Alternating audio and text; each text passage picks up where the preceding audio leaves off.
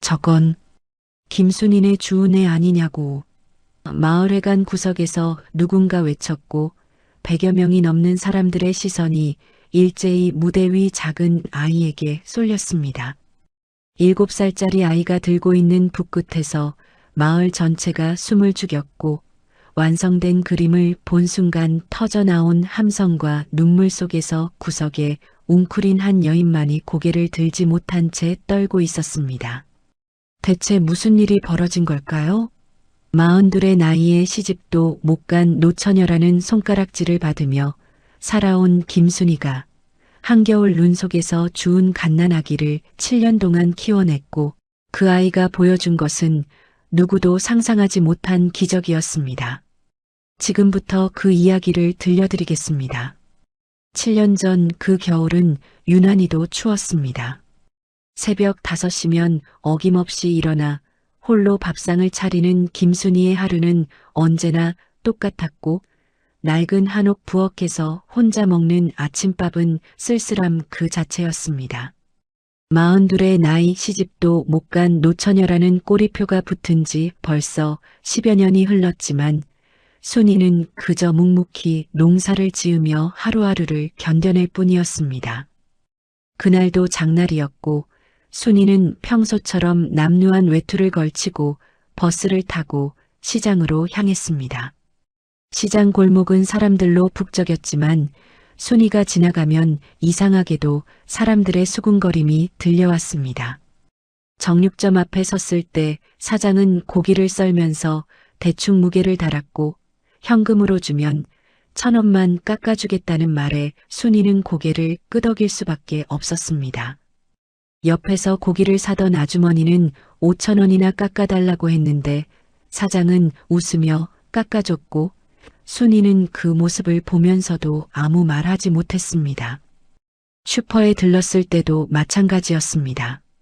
계산대 앞에서 돈을 내는데 슈퍼 아줌마가 옆 손님에게 속삭이는 소리가 들렸습니다. 저 사람 있잖아. 40 넘어서도 시집 못 간 사람이야. 뭐가 그리 모자라서 저 나이까지. 순이는 귀를 막고 싶었지만 그럴 수도 없었고 그저 물건을 받아들고 서둘러 나왔습니다. 버스를 타고 집으로 가는 길에 하늘에서 눈발이 날리기 시작했습니다.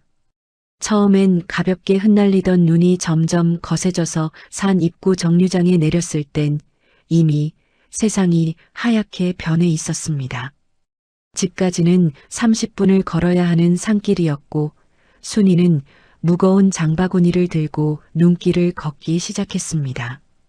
발걸음을 옮길 때마다 눈이 발목까지 빠져들었고 차가운 바람이 얼굴을 때렸지만 순이는 그저 고개를 숙인 채 걸었습니다. 그런데 산 입구를 지나 10여 분쯤 걸었을 때 바람 소리에 섞여 희미하게 들려오는 소리가 있었습니다. 처음엔 바람 소리인 줄 알았는데 자꾸만 신경이 쓰였고 순이는 걸음을 멈추고 귀를 기울였습니다. 으앙, 으앙.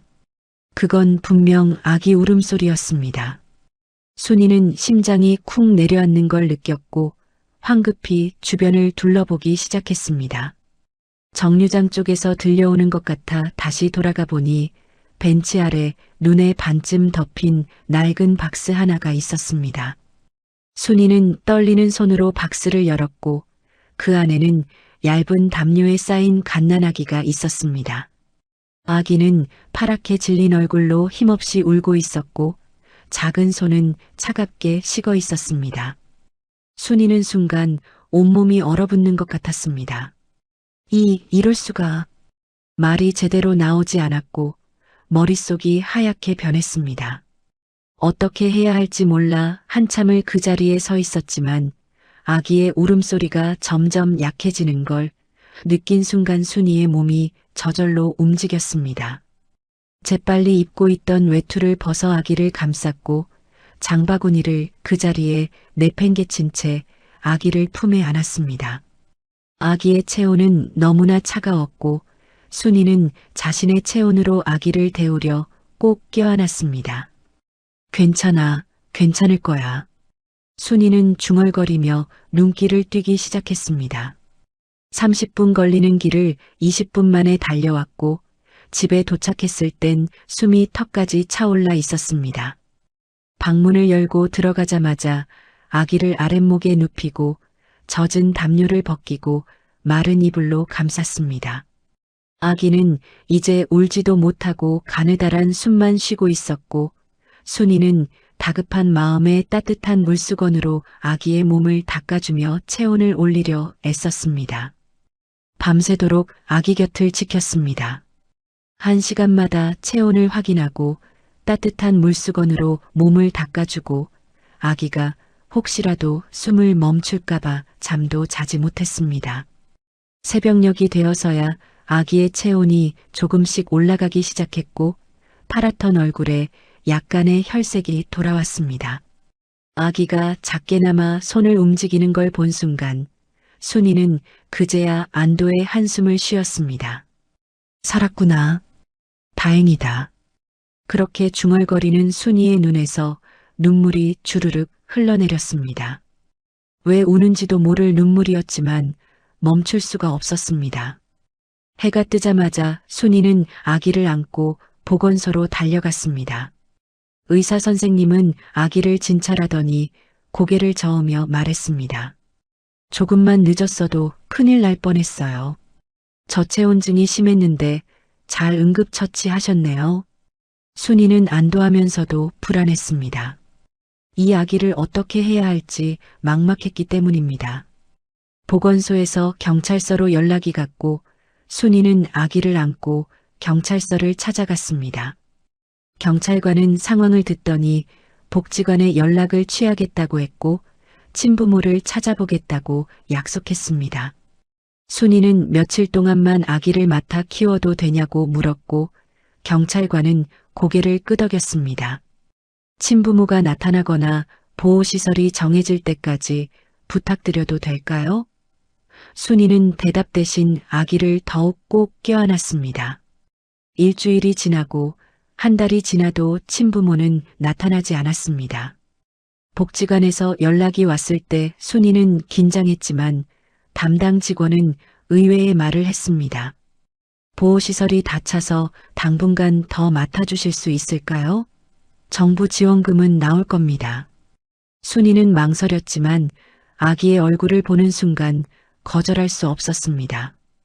이미 한 달 동안 밤낮으로 돌보며 정이 들어버렸기 때문입니다. 아기가 밤에 울 때마다 안아주고 분유를 타먹이고 기저귀를 갈아주는 일상이 어느새 익숙해져 있었습니다. 조금만 더 제가 돌보겠습니다. 순이의 대답에 담당 직원은 고마워했지만 순이는 고마운 쪽이 자신이라고 생각했습니다. 홀로 살아온 20년의 세월 동안 처음으로 누군가가 자신을 필요로 한다는 느낌을 받았기 때문입니다. 석 달이 지났을 때 복지관에서 다시 연락이 왔습니다.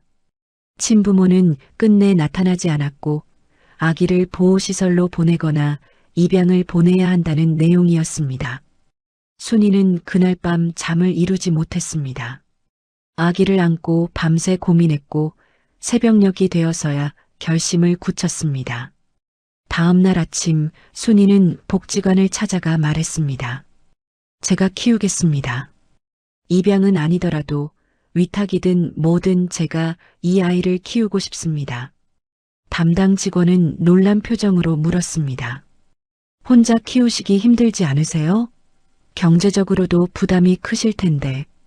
순이는 고개를 저었습니다. 괜찮습니다. 농사 지으면서 키울 수 있습니다. 제발 부탁드립니다.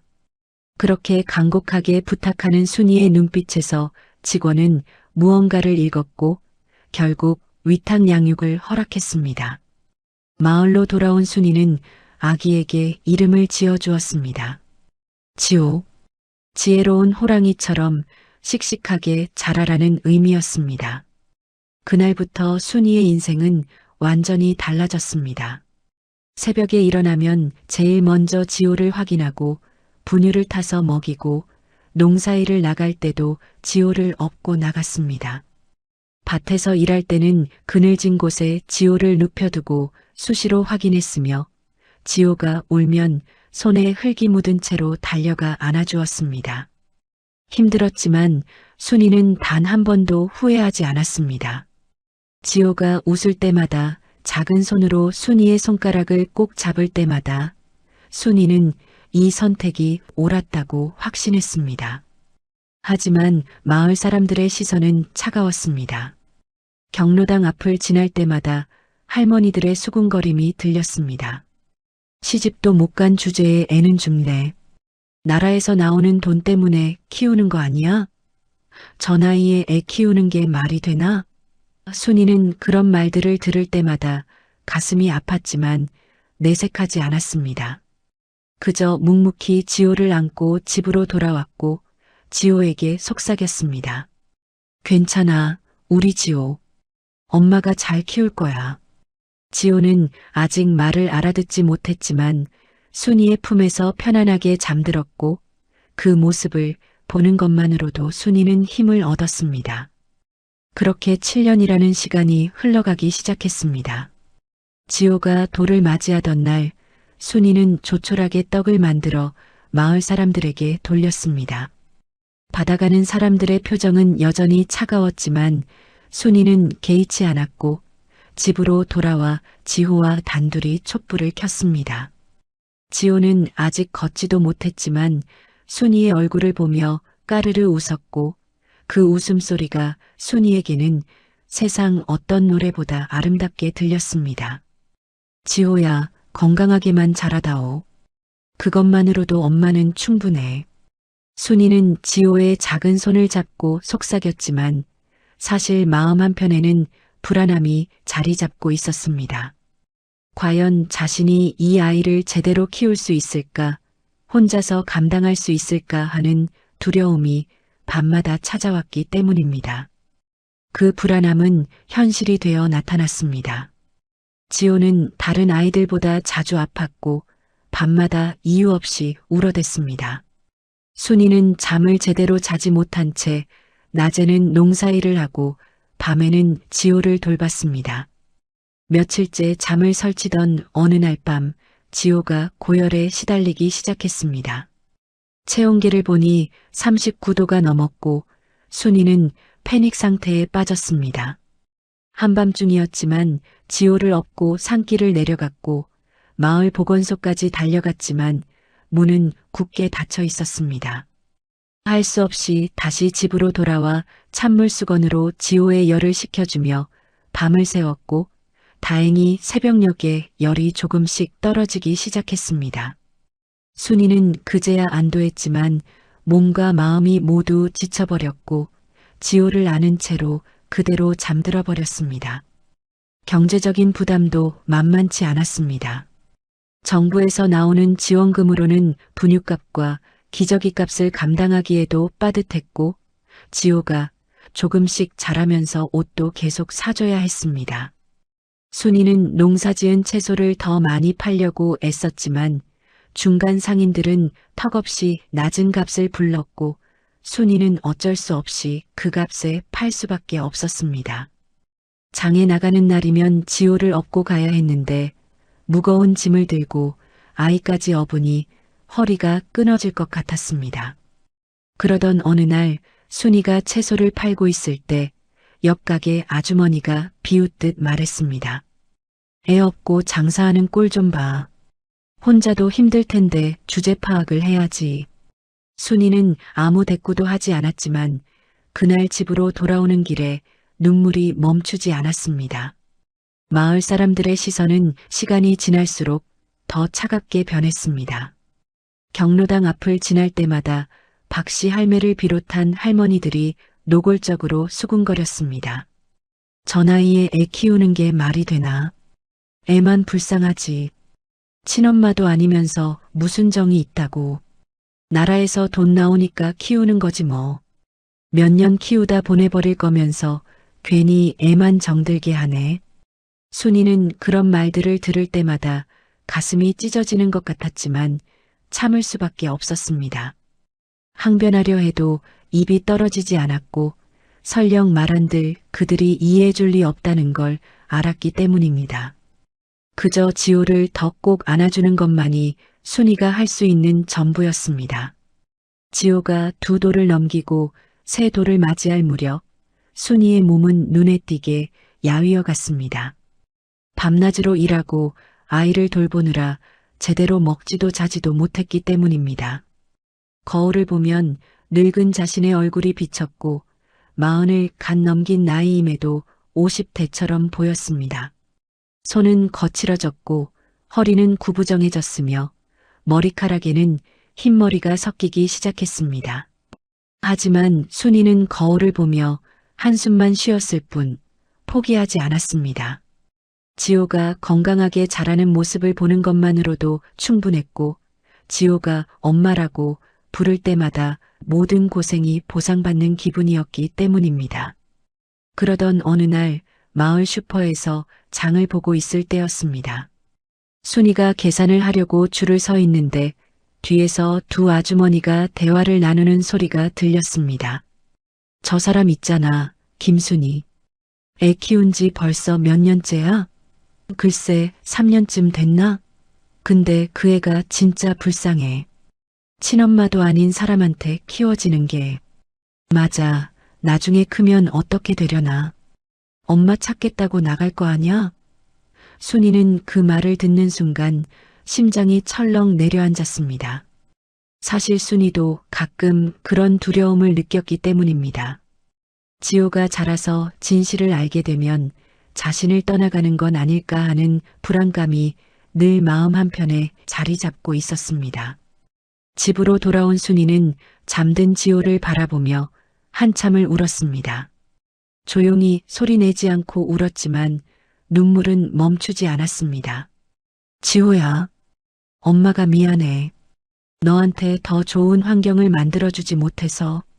순이는 지호의 작은 손을 잡고 속삭였지만 지호는 곤히 잠들어 있었습니다. 순이는 오래된 서랍을 열고 깊숙한 곳에서 낡은 사진 몇 장을 꺼냈습니다. 20대의 자신이 환하게 웃고 있는 사진, 그림을 그리던 젊은 시절의 사진들이었습니다.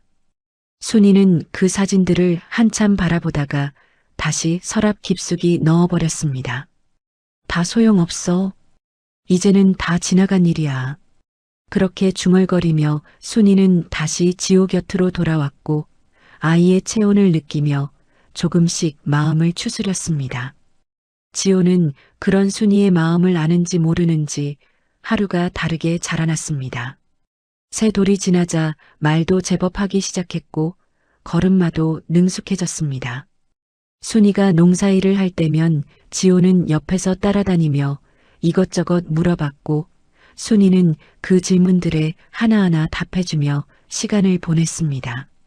엄마, 저거 뭐예요? 지호가 밭에 핀 꽃을 가리키며 물었고 순이는 무릎을 꿇고 지호와 눈높이를 맞춘 채 설명해줬습니다. 저건 민들레야. 바람 불면 홀씨가 날아가서 다른 데서 또 꽃이 피는 거란다. 지호는 신기한 듯 꽃을 바라봤고 순이는 그 모습을 보며 미소 지었습니다. 하지만 행복한 시간은 오래가지 않았습니다. 지호가 4살이 되던 해 마을에 소문이 돌기 시작했습니다. 복지관에서 위탁 아동들을 정식 입양 보내거나 보호시설로 옮긴다는 소식이었습니다. 순이는 그 소문을 듣자마자 복지관으로 달려갔고 담당 직원에게 물었습니다. 지호는 어떻게 되는 건가요? 저희도 해당되나요? 직원은 난처한 표정으로 대답했습니다. 아직 확정된 건 아니지만 정책이 바뀌면서 위탁 양육보다는 정식 입양이나 시설 보호를 우선하는 방향으로 가고 있어요. 순이는 그 말을 듣는 순간 온몸이 얼어붙었습니다. 그럼 지호를 제가 못 키우게 되는 건가요? 직원은 고개를 저었습니다. 그건 아니고요. 다만 정식 입양 절차를 밟으시거나 아니면. 말끝을 흐리는 직원의 표정에서 순이는 불안함을 읽었습니다. 그날 밤 순이는 잠을 이루지 못했습니다. 지호를 빼앗길지도 모른다는 두려움에 가슴이 조여왔고 입양 절차를 밟자니 경제적으로 자격이 될지 걱정이었습니다. 밤새 고민하다가 새벽녘에 결심을 굳혔습니다. 어떤 일이 있어도 지호를 보내지 않겠다고, 정식 입양이 안 되더라도 위탁 양육을 계속할 수 있도록 최선을 다하겠다고 마음먹었습니다. 다음 날 아침 순이는 다시 복지관을 찾아가 간곡하게 부탁했습니다. 제발 지호를 데려가지 말아주세요. 제가 더 잘할게요. 더 열심히 일해서 경제적으로도 안정시킬게요. 담당 직원은 순이의 절박한 표정을 보며 한숨을 쉬었습니다. 순이 씨 마음은 잘 알겠어요. 일단 위탁 양육은 계속 유지하되 나중에 정책이 어떻게 바뀔지 모르니 준비는 해두세요. 그 말을 듣고 집으로 돌아온 순이는 더욱 악착같이 일했습니다. 새벽부터 밤늦게까지 밭일을 하고 남는 시간에는 마을 사람들의 일손을 도와주며 품삯을 받았습니다. 김장철에는 동네 집집마다 다니며 김치를 담가주고 돈을 벌었고, 농한기에는 산에 올라가 나무를 캐서 시장에 팔았습니다. 몸은 힘들었지만 순이는 이를 악물고 견뎠습니다. 지호를 지키기 위해서라면 무엇이든 할 수 있었고 어떤 고생도 감수할 수 있었습니다. 지호는 그런 엄마의 모습을 보며 자랐고 어린 나이에도 엄마가 힘들다는 걸 알았는지 투정 한번 부리지 않았습니다.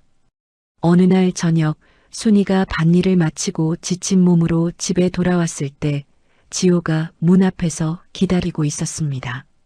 4살배기 아이가 작은 들꽃을 손에 쥐고 서 있었고 순이를 보자마자 환하게 웃으며 달려왔습니다.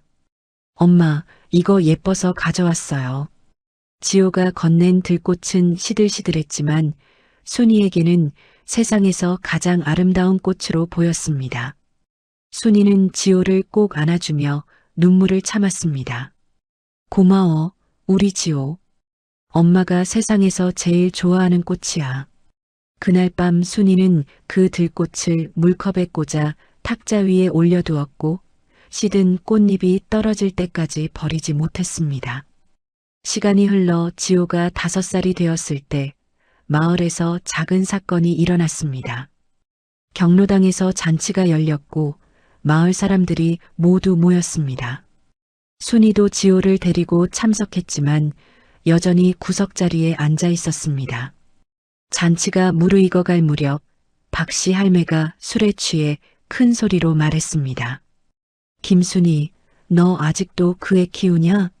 친엄마도 아니면서 언제까지 키울 건데?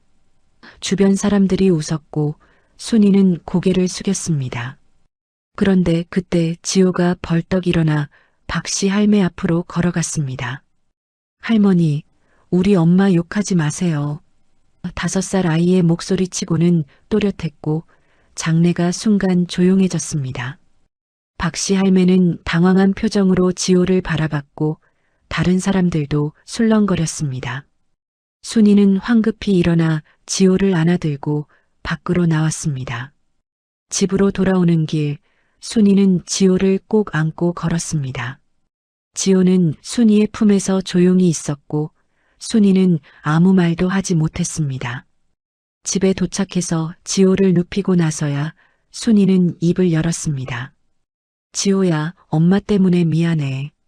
내가 그런 말을 듣게 해서. 지호는 고개를 저으며 말했습니다. 괜찮아요, 엄마. 저는 엄마가 제일 좋아요. 그 말을 듣는 순간 순이의 눈에서 눈물이 주르륵 흘러내렸습니다. 5살밖에 안 된 아이가 자신을 위로하고 있다는 사실이 고마우면서도 미안했고 이 아이에게 더 나은 삶을 만들어줘야겠다는 다짐이 더욱 강해졌습니다. 그날 밤 순이는 지호가 잠든 뒤 오랫동안 아이의 얼굴을 바라봤습니다. 지호야, 엄마가 꼭 너를 지킬 거야. 무슨 일이 있어도. 그렇게 속삭이며 순이는 지호의 손을 꼭 잡았습니다. 지호가 6살이 되던 해봄 마을 초등학교 입학 준비를 시작해야 했습니다. 순이는 학용품을 사러 시장에 갔고 가격표를 보며 한참을 고민했습니다. 새 책가방과 공책, 연필, 색연필, 크레파스까지 사야 할 것들이 많았지만 지갑 사정은 넉넉하지 않았습니다. 순이는 결국 가장 저렴한 것들로 골랐고 책가방도 중고 시장에서 구입했습니다. 집으로 돌아와 책가방을 닫고 손질하는데 지호가 옆에서 지켜보며 말했습니다. 엄마, 이거 예뻐요. 고마워요. 순이는 가슴이 먹먹해졌지만 억지로 웃으며 대답했습니다. 그래, 우리 지호한테 잘 어울리네. 하지만 마음 한편에서는 새 책가방 하나 사주지 못하는 자신이 한없이 초라하게 느껴졌습니다. 입학식 날 순이는 지호의 손을 잡고 학교로 갔습니다. 운동장에는 새 옷을 입은 아이들과 부모들로 가득했고 순이는 낡은 옷을 입은 채 구석에 서 있었습니다. 다른 엄마들은 삼삼오오 모여 이야기를 나누고 있었지만 아무도 순이에게 말을 걸지 않았고 순이도 먼저 다가가지 못했습니다. 지호는 엄마의 손을 꼭 잡은 채 주변을 둘러보았고 순이는 지호에게만 집중하려 애썼습니다. 입학식이 끝나고 교실로 이동할 때 한 아이의 엄마가 지호를 보며 자기 아이에게 속삭이는 소리가 들렸습니다. 저 애는 엄마가 주어서 키우는 애래. 가까이 하지 마. 순이는 그 말을 듣고 주먹을 꽉 쥐었지만 아무 말도 할 수 없었습니다. 담임 선생님은 30대 초반의 젊은 여교사였고 학부모들을 한 명씩 만나 상담을 진행했습니다. 순이의 차례가 되었을 때 선생님은 서류를 보더니 조심스럽게 물었습니다. 지호 어머니시죠? 위탁 양육 중이라고 나와 있는데. 순이는 고개를 끄덕이며 대답했습니다. 네, 제가 키우고 있습니다. 선생님은 잠시 망설이더니 말을 이었습니다. 혹시 지호가 학교 생활에 적응하는데 어려움이 있으면 말씀해 주세요. 제가 신경 써서 보겠습니다. 순이는 그 말에 조금 안도했지만 동시에 걱정도 밀려왔습니다. 지호가 학교에서 따돌림을 당하지는 않을까, 친구들이 놀려대지는 않을까 하는 불안감이 가슴을 짓눌렀기 때문입니다. 처음 몇 주는 큰 문제 없이 지나갔습니다. 지호는 학교에 다녀와서 그날 있었던 일들을 순이에게 이야기해줬고 순이는 그 이야기를 들으며 안도했습니다. 하지만 한 달쯤 지났을 때부터 조금씩 변화가 느껴지기 시작했습니다. 지호가 학교에서 돌아오면 말수가 줄어들었고 밥도 잘 먹지 않았습니다. 순이가 무슨 일이 있냐고 물어도 지호는 고개를 저으며 괜찮다고만 했습니다. 며칠 후 순이는 지호의 책가방에서 구겨진 공책을 발견했고 펼쳐보니 주은의 엄마 없는 애라는 낙서가 적혀 있었습니다. 순이는 그 순간 온몸의 피가 거꾸로 솟는 것 같았습니다. 다음 날 학교를 찾아가 담임 선생님과 면담을 했습니다. 선생님은 미안한 표정으로 말했습니다. 죄송합니다. 제가 주의 깊게 보지 못했네요. 아이들을 따로 불러서 주의를 주겠습니다. 순이는 고개를 끄덕였지만 마음은 무거웠습니다. 선생님이 주의를 준다고 해서 아이들의 마음이 바뀔 리 없다는 걸 알았기 때문입니다. 집으로 돌아와 지호를 앉혀놓고 이야기를 나눴습니다. 지호야, 학교에서 친구들이 뭐라고 하니? 지호는 한참을 망설이다가 작은 목소리로 대답했습니다. 애들이 저한테 엄마가 진짜 엄마 아니라고 해요. 주어진 애라고. 순이는 가슴이 찢어지는 것 같았지만 애써 침착하게 말했습니다. 지호야, 엄마가 너를 낳진 않았지만 너를 사랑하는 건 진짜야. 그게 제일 중요한 거란다. 지호는 순이의 말을 듣고 고개를 끄덕였지만 눈물을 흘렸습니다. 순이는 지호를 꼭 안아주며 함께 울었고 그날 밤 두 사람은 오랫동안 서로를 아는 채 있었습니다. 다음 날부터 지호는 학교에서 혼자 지내는 시간이 많아졌고 친구들과 어울리지 않았습니다. 쉬는 시간에는 운동장 한 구석에 앉아 혼자 그림을 그리거나 책을 읽었고 점심시간에도 혼자 밥을 먹었습니다. 담임 선생님은 그런 지호를 보며 안타까워했지만 뾰족한 방법이 없었고 순이는 그저 지호가 집에 오면 더 많은 사랑을 주려고 애썼습니다. 그러던 어느 날 학교에서 미술 시간이 있었습니다. 선생님이 자유롭게 그림을 그리라고 했고 아이들은 저마다 크레파스를 꺼내 그림을 그리기 시작했습니다. 지호도 조용히 도화지 앞에 앉아 그림을 그렸는데 평소보다 훨씬 오래 시간을 들였습니다. 다른 아이들이 다 그리고 떠들고 있을 때도 지호는 묵묵히 그림에 집중했고 선생님은 그 모습을 지켜보다가 지호의 책상 앞으로 다가갔습니다. 도화지 위에는 산과 집, 그리고 두 사람이 그려져 있었습니다. 큰 사람과 작은 사람이 손을 잡고 서 있었고 주변에는 꽃과 나무들이 가득했습니다. 선생님은 그림을 보는 순간 깜짝 놀랐습니다. 6살 아이가 그렸다고 보기 힘들 정도로 섬세했고 색감도 조화로웠습니다. 무엇보다 그림에서 느껴지는 따뜻함이 선생님의 마음을 울렸습니다. 지호야, 이거 내가 혼자 그린 거니? 선생님이 물었고 지호는 고개를 끄덕였습니다. 네, 우리 엄마랑 저예요. 엄마 손잡고 산책하는 거요. 선생님은 그림을 한참 바라보다가 지호의 머리를 쓰다듬어 줬습니다. 정말 잘 그렸다. 선생님이 복도에 전시해도 될까? 지호는 수줍게 웃으며 고개를 끄덕였고 선생님은 그림을 조심스럽게 들고 교무실로 향했습니다. 교무실에서 다른 선생님들에게 그림을 보여주자 모두들 놀라워했습니다. 이게 정말 1학년이 그린 거예요? 재능이 있는데요? 혹시 부모님 중에 미술하시는 분이 계신가요? 담임 선생님은 고개를 저으며 대답했습니다. 위탁 양육 중인 아이예요. 그런데 이렇게 그림을 잘 그리는 줄은 몰랐네요. 다른 선생님들은 안타까운 표정을 지었지만 동시에 지호의 재능에 대해 이야기를 나눴습니다. 그날 이후로 선생님은 지호를 좀 더 주의 깊게 관찰하기 시작했고 수업 시간마다 지호의 행동을 지켜봤습니다. 며칠 후 선생님은 순이를 따로 불러 상담을 요청했습니다. 순이는 불안한 마음으로 학교를 찾아갔고 선생님 앞에 앉았습니다. 무슨 일이 있나요? 지호가 또 무슨... 순이가 걱정스럽게 묻자 선생님은 미소를 지으며 손을 저었습니다. 아니에요. 나쁜 일이 아니에요. 오히려 좋은 이야기를 드리려고요. 선생님은 지호가 그린 그림을 꺼내 보여줬고 순이는 그림을 보는 순간 눈시울이 붉어졌습니다. 자신과 지호가 손을 잡고 있는 모습, 주변의 꽃과 나무들, 따뜻한 색감이 마음을 울렸기 때문입니다. 지호 어머니, 혹시 집안에 미술하시는 분이 계신가요? 선생님이 물었고 순이는 잠시 망설였습니다.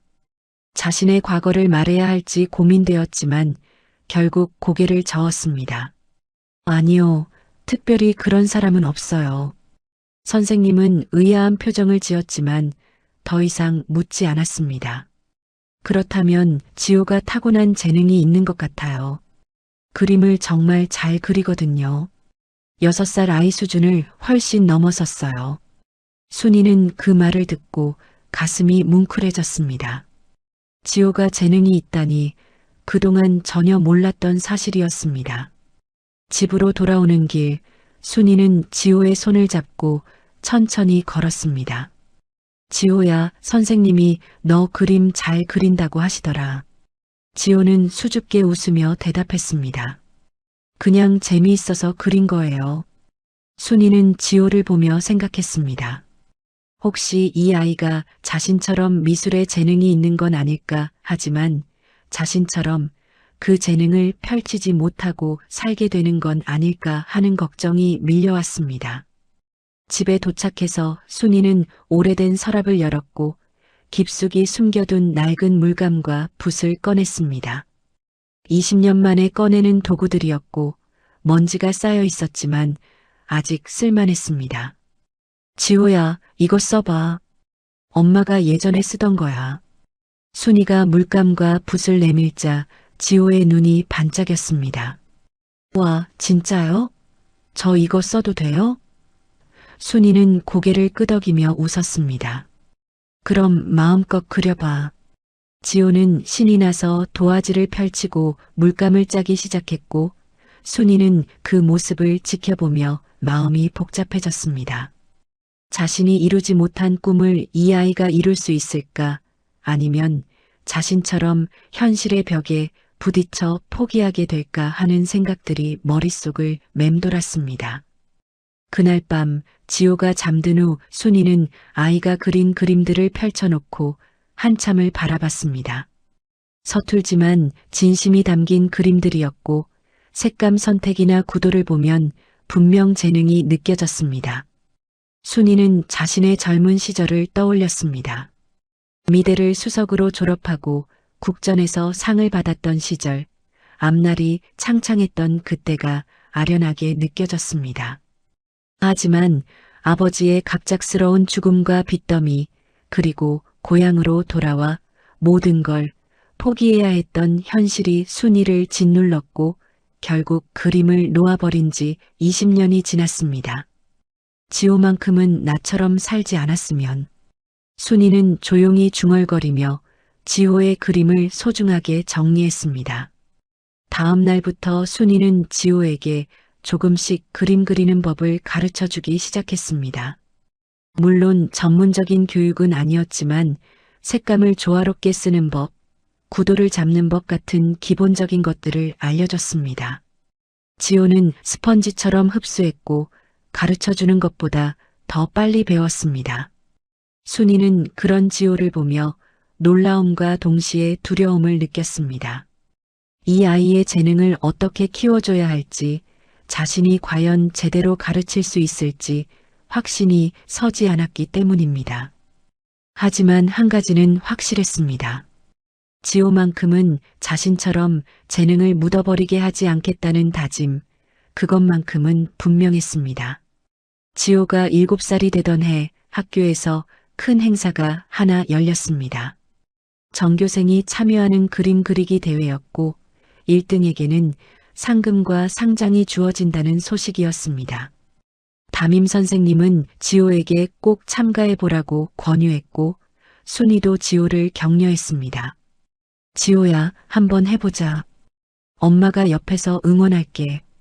지호는 처음엔 자신없어 했지만 엄마의 격려에 용기를 내어 참가 신청을 했습니다. 대회 당일 운동장에는 학년별로 아이들이 모여 앉았고 각자 도화지와 그림 도구를 꺼내 놓았습니다. 주제는 우리 가족이었고 순이는 관람석에서 지호를 지켜보며 가슴이 두근거렸습니다. 지호는 다른 아이들처럼 서두르지 않았습니다. 한참을 도화지만 바라보다가 천천히 붓을 들었고 신중하게 첫 선을 그었습니다. 다른 아이들이 벌써 반쯤 그릴 때도 지호는 여전히 밑그림을 그리고 있었고 순이는 조바심이 났지만 참고 지켜봤습니다. 시간이 흐르면서 지호의 도화지 위에 형태가 드러나기 시작했고 산과 집, 그리고 두 사람의 모습이 그려졌습니다. 색을 칠하기 시작하자 주변 아이들이 하나둘 지호의 그림을 힐끔거리며 쳐다봤고 순이는 그 반응을 보며 가슴이 뛰었습니다. 제한 시간이 끝나고 심사가 시작되었을 때 심사위원들은 지호의 그림 앞에서 오래 머물렀습니다. 결과 발표 시간이 되었고 교감 선생님이 마이크를 잡았습니다.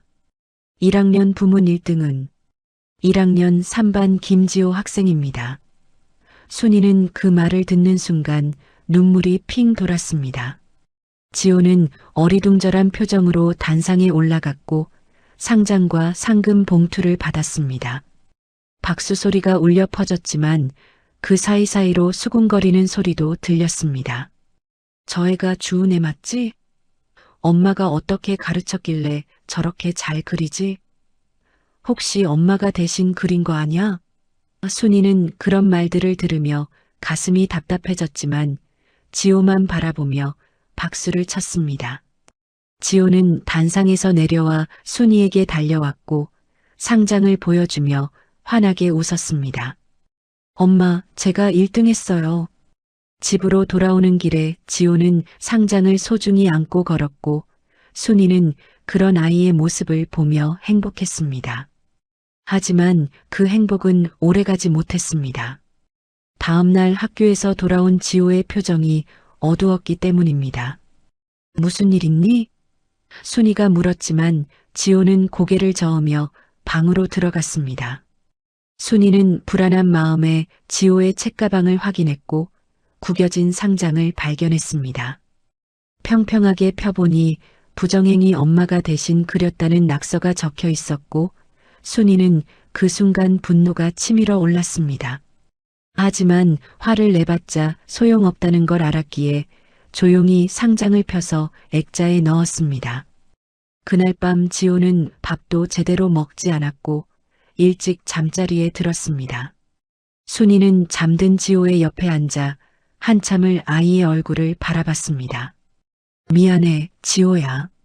엄마 때문에 내가 이런 일을 겪는구나. 순이는 조용히 속삭이며 지호의 손을 잡았습니다.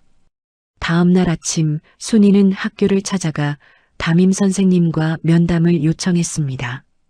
선생님은 순이의 말을 듣고 안타까운 표정을 지었습니다. 아이들한테 다시 한번 얘기해 보겠습니다. 하지만 솔직히 말씀드리면 부모님들이 집에서 어떻게 이야기하는지까지는 제가 통제할 수 없어서. 순이는 선생님의 말을 이해했습니다. 결국 마을 사람들의 편견이 아이들에게까지 전해진 것이고 그걸 바꾸기는 쉽지 않았습니다. 학교를 나온 순이는 발걸음이 무겁게 집으로 향했습니다. 그런데 마을 입구를 지나는데 경로당 앞에서 박씨 할매를 비롯한 할머니들이 모여 있었습니다. 순이는 그냥 지나치려 했지만 박씨 할매가 큰 소리로 불렀습니다. 김순이, 잠깐만. 순이는 멈춰섰고 박씨 할매가 다가왔습니다. 들었어. 너네 지호가 그림 대회에서 1등 했다며? 근데 사람들이 수상쩍어 하더라. 진짜 혼자 그린 거 맞아? 순이는 참았던 감정이 터져 나올 것 같았지만 꾹 눌렀습니다. 네, 지호가 혼자 그렸습니다. 박씨 할매는 코웃음을 쳤습니다. 혼자 그렸다고? 7살짜리가 그렇게 잘 그릴 리가 없지. 내가 손 좀 댄 거 아냐? 순이는 더 이상 참을 수 없었습니다. 할머니, 제발 그만하세요. 지호는 정말 재능이 있는 아이예요. 왜 그걸 믿어주지 않으시는 겁니까? 목소리가 떨렸지만 순이는 또박또박 말했습니다. 박씨 할매는 당황한 표정을 지었고 다른 할머니들도 수군거렸습니다. 저것 봐, 버릇없이 말대꾸를 하네. 주제도 모르고. 순이는 더 이상 듣고 싶지 않아 발걸음을 돌렸고 집으로 향했습니다. 집에 도착해서 현관문을 닫자마자 주저앉아 울음을 터뜨렸습니다. 참았던 서름과 분노가 한꺼번에 쏟아져 나왔고 한참을 울고 나서야 겨우 진정할 수 있었습니다. 며칠 후 마을에 복지관 직원이 찾아왔습니다. 김 과장이라는 40대 여성이었고 순이와 면담을 하러 왔다고 했습니다. 지호 잘 지내고 있죠? 학교 생활은 어떤가요? 김 과장이 물었고 순이는 사실대로 대답했습니다.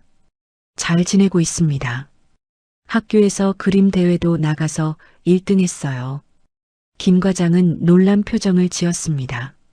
정말요? 대단한데요. 그림을 잘 그리나 보네요. 순이는 고개를 끄덕이며 지호가 그린 그림들을 보여줬고 김 과장은 그림들을 보며 감탄했습니다. 이게 정말 7살이 그린 거예요? 재능이 있는데요? 순이는 그 말에 조금 위안이 되었습니다. 김 과장은 집안을 둘러보다가 벽에 걸린 낡은 액자를 발견했습니다. 오래된 상장과 사진이 들어있는 액자였고 김 과장은 가까이 다가가 자세히 봤습니다. 이게 국전대상? 혹시 이게? 김 과장이 놀란 목소리로 물었고 순이는 당황하며 고개를 돌렸습니다. 아, 그건 옛날 거예요. 김 과장은 액자를 더 자세히 보더니 순이를 돌아봤습니다. 혹시 순이 씨가 김순이 작가님이세요? 20년 전에 국전대상 받으신.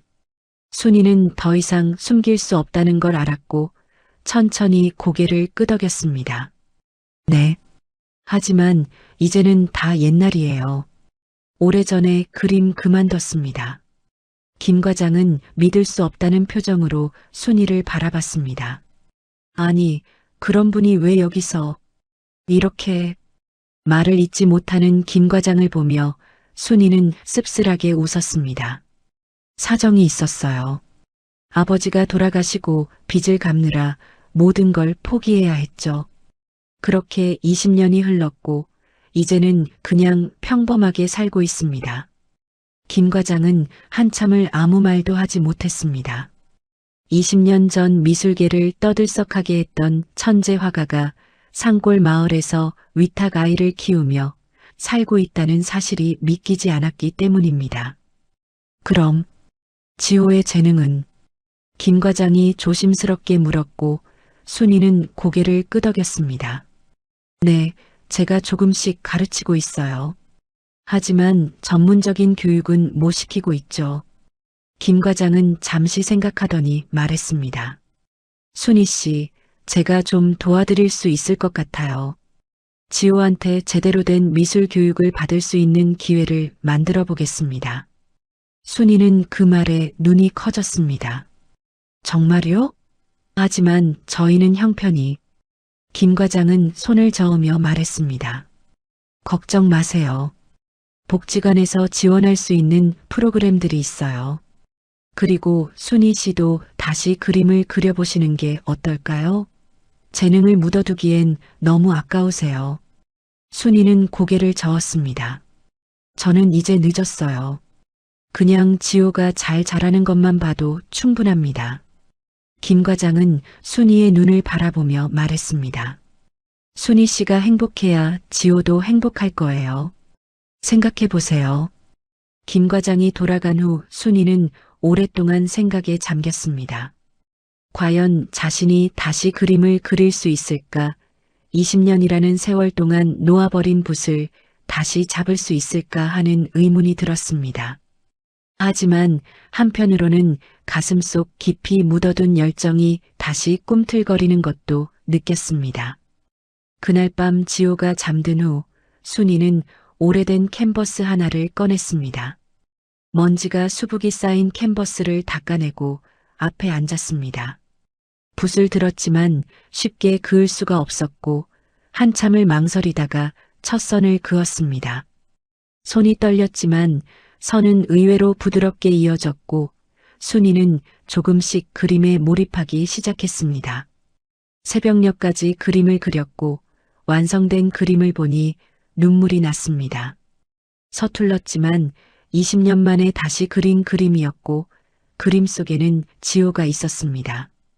순이의 손을 잡고 웃고 있는 지호의 모습이 캔버스 위에 살아있었습니다. 아직 늦지 않았구나. 순이는 조용히 중얼거리며 붓을 내려놓았습니다. 20년 동안 잊고 살았던 자신의 일부가 다시 깨어나는 것 같았고 그것이 두렵기도 했지만 동시에 설레기도 했습니다. 하지만 순이는 아직 확신할 수 없었습니다.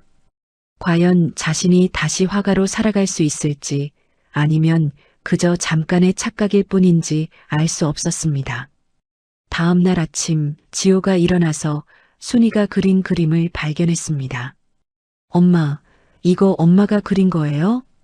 지호가 신기한 듯 물었고 순이는 수줍게 고개를 끄덕였습니다. 응, 엄마가 옛날에 그림 그렸었어. 오랜만에 다시 그려봤어. 지호는 그림을 한참 바라보더니 환하게 웃었습니다. 엄마 그림 정말 예뻐요. 저보다 훨씬 잘 그리시네요. 순이는 지호의 말에 웃음이 나왔습니다. 아니야, 지호가 더 잘 그려. 엄마는 이제 늙어서 지호는 고개를 저으며 말했습니다. 아니에요. 엄마도 다시 그림 그리세요. 우리 같이 그려요. 순이는 그 말을 듣는 순간 가슴이 뭉클해졌습니다. 이 아이가 자신에게 다시 꿈을 꾸게 하고 있다는 사실이 고맙고도 신기했습니다. 그날 이후로 순이는 조금씩 그림을 그리기 시작했습니다.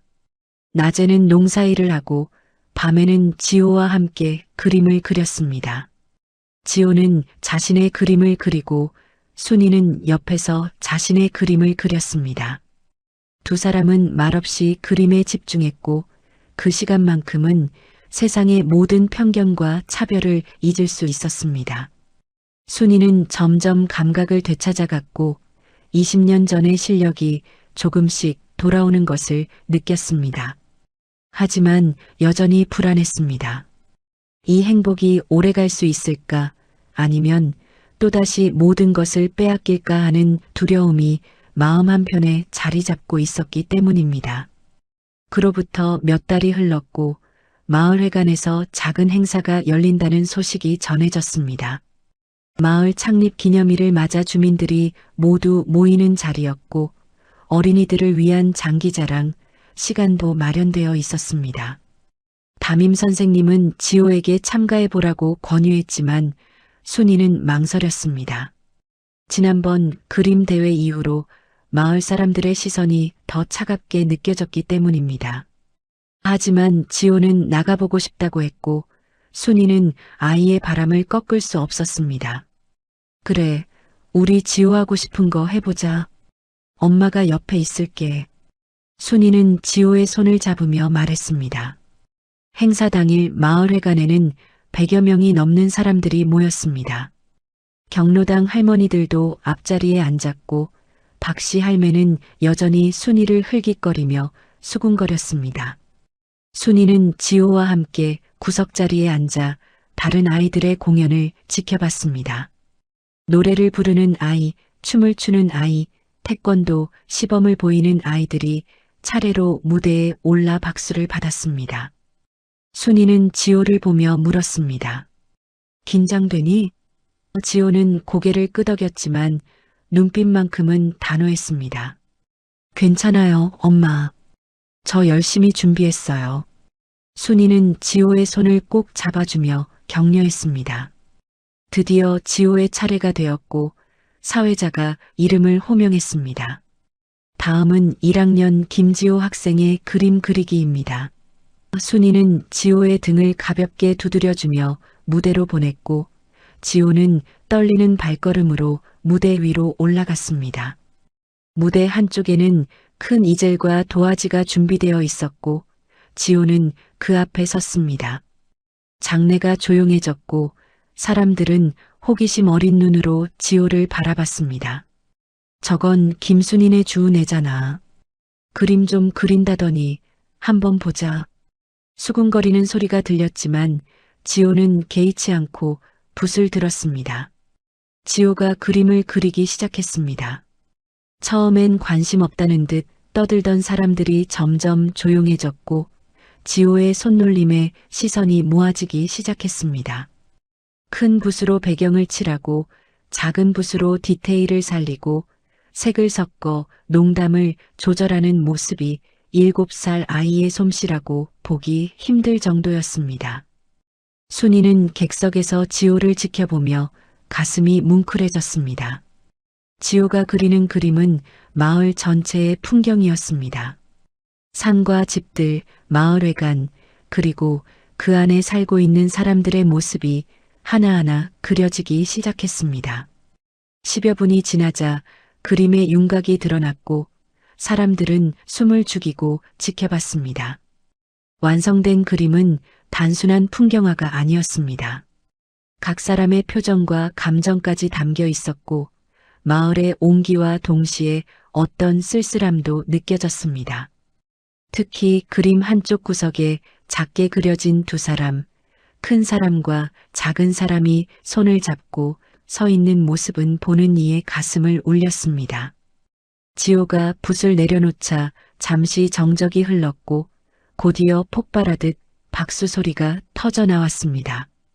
와, 저게 진짜 7살이 그린 거야? 말도 안 돼. 어떻게 저렇게 그릴 수가 있지? 천재 아니야? 사람들의 감탄이 여기저기서 들려왔고 순이는 눈물을 참으며 박수를 쳤습니다. 지호는 수줍게 인사를 하고 무대에서 내려왔고 순이에게 달려와 안겼습니다. 엄마, 제가 잘했어요? 지호가 물었고 순이는 아이를 꼭 안으며 대답했습니다. 그럼 정말 잘했어. 엄마가 너무 자랑스러워. 하지만 기쁨도 잠시 박씨 할매를 비롯한 몇몇 사람들의 표정은 여전히 의심스러워 보였습니다. 아무리 그래도 저건 좀 너무 잘 그리는 거 아니야? 혹시 엄마가 미리 가르쳐 준 거 아닐까? 수군거리는 소리가 들렸지만 대부분의 사람들은 지호의 재능을 인정하는 분위기였습니다. 행사가 끝나고 집으로 돌아가는 길, 여러 사람들이 순이와 지호에게 다가와 인사를 건넸습니다. 그런데 그 중에 낯선 남자가 한 명 있었습니다. 30대 중반으로 보이는 남자는 명함을 내밀며 자신을 소개했습니다. 안녕하세요. 저는 지역 방송국에서 휴먼 다큐를 만드는 최재훈 PD라고 합니다. 순이는 놀라서 명함을 받아들었고 최 PD는 미소를 지으며 말을 이었습니다. 오늘 지호 학생의 그림을 보고 정말 감동받았습니다. 혹시 저희가 지호 학생을 취재해도 될까요? 이런 재능 있는 아이의 이야기를 많은 사람들에게 알리고 싶습니다. 순이는 당황스러웠습니다. 방송국 취재라니 생각지도 못한 일이었기 때문입니다. 그건 좀 생각해 봐야 할 것 같은데요. 순이가 망설이자 최 PD는 고개를 끄덕였습니다. 물론입니다. 천천히 생각해 보시고 연락 주세요. 집으로 돌아온 순이는 밤새 고민했습니다. 방송에 나간다는 것은 지호를 세상에 알리는 일이었고 그것이 지호에게 좋은 기회가 될 수도 있었지만 동시에 부담이 될 수도 있었습니다. 무엇보다 자신의 과거가 알려질까봐 두려웠습니다. 국전 대상을 받았던 화가가 산골 마을에서 위탁 아이를 키우고 있다는 사실이 알려지면 어떤 일이 벌어질지 예측할 수 없었기 때문입니다. 하지만 지호의 미래를 생각하면 이 기회를 놓치기도 아까웠습니다. 며칠을 고민한 끝에 순이는 결심을 굳혔습니다. 지호를 위해서라면 자신의 과거가 드러나는 것쯤은 감수할 수 있다고 생각했습니다. 최 PD에게 연락을 했고 일주일 후 촬영이 시작되었습니다. 촬영팀은 순이와 지호의 일상을 따라다니며 카메라에 담았습니다. 지호가 학교에 가는 모습, 집에서 그림 그리는 모습, 순이와 함께 밭일하는 모습까지 모두 촬영되었습니다. 최 PD는 순이에게도 인터뷰를 요청했고 순이는 조심스럽게 대답했습니다. 지호를 처음 만난 건 7년 전 겨울이었습니다. 눈 속에 버려진 아기를 발견했고 그때부터 제가 키우게 되었죠. 최 PD는 고개를 끄덕이며 질문을 이어갔습니다. 혼자 키우시기 힘드셨을 텐데요. 순이는 잠시 망설이다가 대답했습니다. 힘들었지만 후회한 적은 없습니다. 지호가 있어서 제 인생이 의미 있어졌으니까요. 촬영 중에 최 PD는 순이의 집안을 둘러보다가 벽에 걸린 액자를 발견했습니다. 국전 대상 상장이 들어있는 액자였고 최 PD는 깜짝 놀라며 물었습니다. 이게 혹시 순이 씨가 받으신 건가요? 순이는 더 이상 숨길 수 없다는 걸 알았고 천천히 고개를 끄덕였습니다. 네, 20년 전에 받은 거예요. 최 PD는 믿을 수 없다는 표정으로 순이를 바라봤습니다. 그럼 순이 씨가 그 김순이 작가님이세요? 20년 전 미술계를 떠들썩하게 했던. 순이는 쓸쓸하게 웃으며 대답했습니다. 다 옛날이에요. 이제는 그냥 지호 엄마로 살고 있습니다. 최 PD는 한참을 말을 잇지 못했습니다. 이건 단순한 위탁 양육 이야기가 아니라 훨씬 더 깊은 스토리가 있다는 걸 깨달았기 때문입니다. 최 PD는 순이에게 더 자세한 이야기를 들려달라고 부탁했고, 순이는 처음으로 자신의 과거를 털어놓았습니다. 미대를 수석으로 졸업한 것, 국전대상을 받은 것, 개인전을 준비하던 중 아버지가 돌아가신 것, 빚을 갚기 위해 모든 걸 포기하고 고향으로 돌아온 것, 그리고 20년 동안 그림을 놓고 살아온 것까지 모든 이야기를 했습니다. 최 PD는 순이의 이야기를 듣고 눈시울이 붉어졌습니다. 그런 분이 왜 다시 그림을 그리지 않으셨어요? 최 PD가 물었고 순이는 한참을 망설이다가 대답했습니다. 용기가 없었어요. 한번 포기한 꿈을 다시 꾸기엔 너무 많은 시간이 흘렀고 이제는 지호를 키우는 게 제 전부니까요. 최 PD는 순이의 말을 듣고 깊이 생각에 잠겼습니다. 순이 씨, 지호의 재능은 어디서 온 걸까요? 최 PD가 물었고 순이는 조용히 대답했습니다. 아마도 타고난 것도 있겠지만 제가 옆에서 조금씩 가르친 것도 있을 거예요. 제가 못 이룬 꿈을 지호가 이루는 걸 보면서 대리만족을 하는 것 같기도 하고요. 최 PD는 고개를 끄덕이며 말했습니다. 이건 단순히 재능 있는 아이의 이야기가 아니에요. 꿈을 포기했던 한 여성이 버려진 아이를 통해 다시 꿈을 꾸게 되는 이야기죠. 사람들이 이 이야기를 보면 큰 감동을 받을 겁니다. 순이는 그 말을 듣고 복잡한 심정이 되었습니다. 과연 자신의 이야기가 다른 사람들에게 감동을 줄 수 있을지 확신이 서지 않았기 때문입니다. 촬영이 끝나갈 무렵 복지관의 김 과장도 촬영 현장에 찾아왔습니다. 김 과장은 최 PD와 이야기를 나누다가 순이에게 다가왔습니다. 순이 씨, 제가 알아본 게 있어요. 서울에 아동미술교육재단이 있는데 거기서 재능 있는 아이들을 선발해서 장학금을 지원한대요. 지호를 추천해 볼까 해서요. 순이는 놀라서 김 과장을 바라봤습니다. 정말요? 하지만 그런 기회가 저희한테 올까요? 김 과장은 자신 있게 고개를 끄덕였습니다. 이번 다큐가 방영되면 분명히 관심을 가질 거예요. 그리고 순이 씨의 과거 경력도 큰 도움이 될 겁니다. 순이는 가슴이 두근거렸습니다. 지호에게 제대로 된 교육을 받을 기회가 생긴다니 꿈만 같았습니다. 그날 밤 순이는 지호를 재운 후 오랫동안 창밖을 바라봤습니다. 7년 전 눈 속에서 울고 있던 작은 아기를 안았던 그날이 떠올랐고 그때부터 지금까지의 시간들이 주마등처럼 스쳐 지나갔습니다. 힘들었지만 행복했던 시간들, 외롭고 서러웠지만 지호 때문에 견딜 수 있었던 날들이었습니다. 지호야, 이제 우리 조금씩 나아지는 거겠지? 순이는 조용히 중얼거리며 지호의 방으로 들어갔습니다. 지호는 곤히 잠들어 있었고 순이는 아이의 머리를 쓰다듬으며 속삭였습니다. 고마워, 지호야. 엄마한테 와줘서, 엄마 인생을 다시 살게 해줘서. 순이의 눈에서 눈물이 흘러내렸지만 그건 슬픔의 눈물이 아니었습니다. 감사와 희망의 눈물이었습니다. 다큐멘터리 촬영이 모두 끝나고 일주일쯤 지났을 때 최 PD에게서 연락이 왔습니다.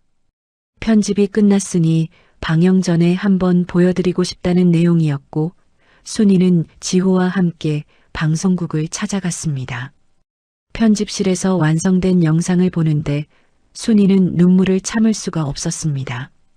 7년 전 눈 속에서 지호를 발견한 이야기부터 시작해서 지금까지의 과정이 30분 분량으로 담겨 있었고 순이의 과거 이야기도 감동적으로 편집되어 있었습니다.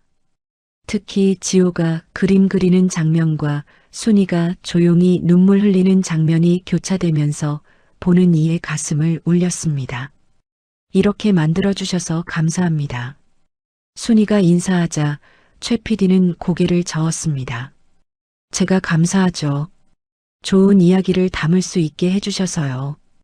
방송은 일주일 후에 나간다고 했고 순이는 불안한 마음으로 그날을 기다렸습니다. 마을 사람들이 방송을 보고 어떻게 반응할지 혹시 더 안 좋은 시선으로 볼까봐 걱정이었기 때문입니다. 하지만 지호는 신이 나서 친구들에게 자랑했고 담임 선생님도 방송 나온다는 소식에 학급 아이들에게 꼭 보라고 당부했습니다.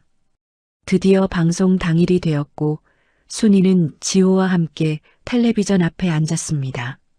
저녁 8시 휴먼 다큐 시간이 되자 화면에 순이와 지호의 모습이 나타났습니다. 지호는 화면 속 자신을 보며 신기해했고 순이는 떨리는 마음으로 방송을 지켜봤습니다. 방송이 끝나자마자 순이의 휴대전화가 울리기 시작했습니다. 복지관의 김 과장부터 시작해서 담임 선생님, 그리고 오랫동안 연락하지 않았던 옛 친구들까지 전화를 걸어왔습니다. 순이야, 방송 봤어. 너무 감동적이더라. 그동안 고생 많았구나. 선생님도 몰랐어요. 순이 씨가 그런 분이셨다니. 지호 정말 대단하더라. 앞으로 큰 화가 되겠어. 축하와 격려의 말들이 이어졌고 순이는 그 하나하나에 감사하며 대답했습니다. 하지만 정작 마을 사람들의 반응이 궁금했고 다음 날 아침 조심스럽게 밖으로 나섰습니다. 마을 슈퍼에 들렀을 때 슈퍼 아줌마의 태도가 확연히 달라져 있었습니다. 순이 씨, 어제 방송 봤어요. 정말 대단하시더라고요. 그동안 몰라봐서 죄송해요. 슈퍼 아줌마는 미안한 표정으로 말했고 계산할 때도 덤을 더 많이 얹어줬습니다. 순이는 당황스러웠지만 고맙다고 인사했습니다. 경로당 앞을 지날 때도 할머니들의 반응이 달랐습니다. 박씨 할매가 먼저 순이를 불렀고 순이는 긴장하며 다가갔습니다. 순이야, 잠깐만. 박씨 할매는 평소와 달리 부드러운 목소리로 말했습니다. 어제 방송 봤어. 내가 그동안 너한테 너무 심하게 대했구나. 미안하다. 박씨 할매의 사과에 순이는 눈물이 핑 돌았습니다. 아니에요, 할머니. 괜찮습니다. 아니야, 괜찮은 게 아니지. 나도 늙어서 고집만 세졌나 봐. 내가 얼마나 힘들었을지. 혼자서 애 키우면서 얼마나 외로웠을지. 이제야 알겠더라. 박씨 할매의 눈에도 눈물이 고였고 옆에 있던 다른 할머니들도 고개를 끄덕였습니다. 우리도 미안해, 순이야. 그동안 너무 몰라줘서. 순이는 할머니들의 사과를 받으며 가슴이 뭉클해졌습니다. 7년 동안 참아왔던 서러움이 한꺼번에 풀리는 것 같았고 그 자리에서 울음을 터뜨리고 말았습니다. 할머니들은 순이를 안아주며 함께 울었고 그 모습을 본 지나가던 사람들도 눈시울을 붉혔습니다. 그날 이후로 마을 사람들의 태도가 완전히 바뀌었습니다. 장에 가면 사람들이 먼저 인사를 건넸고 지호를 보면 머리를 쓰다듬으며 칭찬했습니다. 우리 지호 장하다. 그림 정말 잘 그리더라. 엄마 닮아서 재능이 있나 봐. 순이는 그런 말들을 들을 때마다 감사했지만 동시에 씁쓸하기도 했습니다. 방송 한 번 나갔다고 사람들의 태도가 이렇게 바뀌는 현실이 안타까웠기 때문입니다. 하지만 지호를 위해서라도 이 변화를 받아들이기로 했습니다. 지호가 더 이상 차별받지 않고 잘할 수 있다면 그것만으로도 충분했습니다. 며칠 후 서울에서 온 전화 한 통이 순이의 인생을 또 한 번 바꿔놓았습니다. 아동미술교육재단의 이사장이라는 사람이었고 지호를 장학생으로 선발하고 싶다는 내용이었습니다. 김순이 선생님, 방송 잘 봤습니다. 지호 학생의 재능이 정말 대단하더군요. 저희 재단에서 전액 장학금을 지원하면서 체계적인 미술 교육을 받을 수 있게 해드리고 싶습니다. 순이는 믿기지 않는다는 표정으로 전화를 받았습니다. 정말인가요? 이사장은 웃으며 대답했습니다. 물론입니다. 다음 주에 서울로 올라오셔서 면담 한번 하시죠. 그리고 순희 선생님께도 제안을 하나 드리고 싶습니다. 순희는 이사장의 말에 귀를 기울였습니다. 저희 재단에서 성인 미술 교육 프로그램도 운영하고 있습니다. 한때 꿈을 접었던 분들이 다시 그림을 그릴 수 있도록 돕는 프로그램인데 선생님도 참여해 보시는 게 어떨까요? 20년 전의 실력을 되찾으실 수 있을 겁니다. 순이는 잠시 망설였습니다. 자신이 다시 화가의 길로 돌아갈 수 있을까, 20년이라는 공백을 메울 수 있을까 하는 의문이 들었기 때문입니다. 생각해보고 연락드리겠습니다. 순이가 대답하자 이사장은 이해한다며 전화를 끊었습니다. 그날 밤 순이는 오랫동안 잠을 이루지 못했습니다. 다음 날 아침 순이는 지호와 함께 아침을 먹으며 조심스럽게 물었습니다. 지호야, 서울 가서 그림 공부하고 싶니? 지호는 눈을 반짝이며 고개를 끄덕였습니다. 네, 가고 싶어요. 그런데 엄마도 같이 가는 거죠? 순이는 지호의 말에 가슴이 뭉클해졌습니다. 그럼 당연하지. 엄마가 어떻게 지호 혼자 보내겠니? 같이 가는 거야. 지호는 환하게 웃으며 순이를 안았고 순이는 아이를 꼭 껴안으며 결심을 굳혔습니다. 서울로 가서 지호에게 제대로 된 교육을 받게 하고 자신도 다시 그림을 그려보기로 한 것입니다. 20년 만에 다시 꿈을 꾸는 것이었고 두렵기도 했지만 설레기도 했습니다. 일주일 후 순이와 지호는 서울행 버스를 탔습니다. 마을 사람들이 버스 정류장까지 나와 배웅해줬고 박씨 할매는 눈물을 흘리며 순이의 손을 잡았습니다. 잘 다녀와 순이야. 그리고 꼭 성공해서 돌아와. 우리가 응원할게. 순이는 할머니의 손을 꼭 잡으며 고개를 끄덕였습니다. 버스가 출발하자 지호는 창밖을 바라보며 손을 흔들었고 마을 사람들도 손을 흔들며 배웅했습니다. 순이는 창밖으로 점점 멀어지는 마을을 바라보며 지난 7년을 떠올렸습니다. 힘들었지만 행복했던 시간들, 외롭고 서러웠지만 지호 덕분에 견딜 수 있었던 날들이었습니다. 서울에 도착해서 재단 사무실을 찾아갔을 때 이사장은 따뜻하게 맞아주었습니다. 어서 오세요, 김순희 선생님. 그리고 지호 학생도 반갑습니다. 이사장은 재단 시설을 구석구석 보여주며 설명했습니다. 전문 강사진, 최신 미술 도구들, 체계적인 커리큘럼까지 모든 것이 갖춰져 있었고 순이는 감탄을 금치 못했습니다. 지호가 여기서 공부한다면 정말 큰 화가가 될 수 있겠네요. 순이가 말하자 이사장은 미소를 지었습니다. 그럼요. 그리고 순이 선생님도 다시 시작하실 수 있을 겁니다. 20년의 공백이 있지만 재능은 사라지지 않아요. 면담을 마치고 재단을 나올 때 순이는 지호의 손을 잡고 서울 거리를 걸었습니다. 20여 년 만에 다시 보는 서울은 많이 변해 있었고 낯설기도 했지만 동시에 설레기도 했습니다. 엄마, 우리 여기서 살게 되는 거예요? 지호가 물었고 순이는 고개를 끄덕이며 대답했습니다. 그래, 당분간은 여기서 살면서 공부할 거야. 지호도 그림 배우고 엄마도 다시 그림 그리고.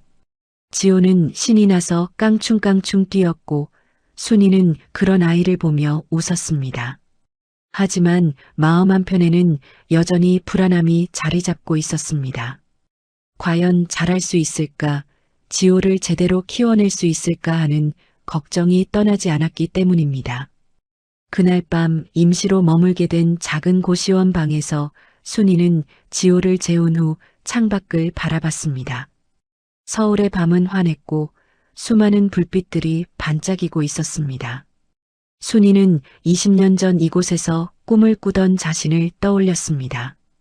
젊고 패기 넘쳤던 그때 세상을 다 가진 것 같았던 그 시절이 아련하게 느껴졌습니다. 하지만 지금은 다릅니다. 이제는 혼자가 아니었고 지호라는 소중한 아이가 곁에 있었습니다. 이번엔 달라질 거야. 반드시 해낼 거야. 순이는 조용히 중얼거리며 주먹을 꽉 쥐었습니다. 내일부터 새로운 시작이었고 순이는 두려움보다 희망이 더 크다는 걸 느꼈습니다. 지호와 함께라면 무엇이든 할 수 있을 것 같았습니다. 서울에서의 생활이 시작되고 한 달이 지났을 때 지호는 재단의 미술 수업에 완전히 적응했습니다.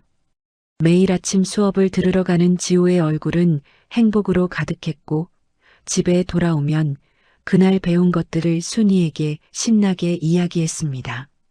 엄마, 오늘은 원근법을 배웠어요. 멀리 있는 걸 작게 그리는 거요. 순이는 지호의 이야기를 들으며 흐뭇하게 웃었고 자신도 성인 반 수업에 참여하며 조금씩 실력을 되찾아가고 있었습니다. 20년의 공백이 있었지만 손에 붓을 쥐면 자연스럽게 움직임이 나왔고 강사들도 순이의 실력에 감탄했습니다. 역시 국전대상 작가시네요. 기본기가 살아있어요. 강사의 칭찬에 순이는 부끄러워하며 고개를 숙였습니다. 그러던 어느 날 재단의 김 과장으로부터 급한 연락이 왔습니다. 재단 사무실로 와달라는 내용이었고 순이는 불안한 마음에 서둘러 재단으로 향했습니다. 사무실에 들어서자 김 과장과 최 PD 그리고 낯선 여자 한 명이 앉아 있었습니다. 30대 중반으로 보이는 여자는 수척한 얼굴에 눈이 충혈되어 있었고 순이를 보자마자 눈물을 흘리기 시작했습니다. 순이는 본능적으로 알아챘습니다. 저 여자가 누구인지를 말입니다. 혹시 지호 엄마신가요? 순이가 떨리는 목소리로 물었고 여자는 고개를 끄덕이며 무릎을 꿇었습니다. 죄송합니다. 정말 죄송합니다. 여자는 오열하며 말을 이었습니다. 저는 박민정이라고 합니다. 7년 전에 제가 지호를 버린 엄마예요. 순이는 그 자리에 얼어붙었습니다. 7년 동안 한 번도 나타나지 않았던 친엄마가 갑자기 나타난 것이었고 순이의 머릿속이 하얗게 변했습니다. 김 과장이 조심스럽게 설명했습니다. 순이 씨, 민정 씨가 지난주에 방송을 보고 저희한테 연락을 하셨어요. 지호가 자기 아들이 맞다면서 만나고 싶다고 하셨습니다. 순이는 가슴이 철렁 내려앉았습니다. 이 순간이 올까봐 늘 두려워했는데 결국 현실이 된 것입니다. 그럼 지호를 데려가시려고 순이가 떨리는 목소리로 물었고 민정은 고개를 저었습니다. 아니요, 아니에요. 저는 그럴 자격이 없어요. 민정은 눈물을 닦으며 말을 이었습니다. 다만 제가 왜 그랬는지 그동안 어떻게 살았는지 말씀드리고 싶어서 왔어요. 그리고 지호한테 미안하다고 전하고 싶었어요. 순이는 의자에 앉으며 민정을 바라봤습니다. 미워해야 할 사람이었지만 여자의 얼굴에는 7년 동안의 고통이 고스란히 새겨져 있었습니다. 최 PD가 조심스럽게 말했습니다. 민정 씨 이야기를 들어보시는 게 좋을 것 같습니다. 들으시고 나서 결정하셔도 늦지 않아요. 순이는 고개를 끄덕이며 민정을 향해 말했습니다. 말씀하세요. 민정은 긴 한숨을 쉬고 이야기를 시작했습니다.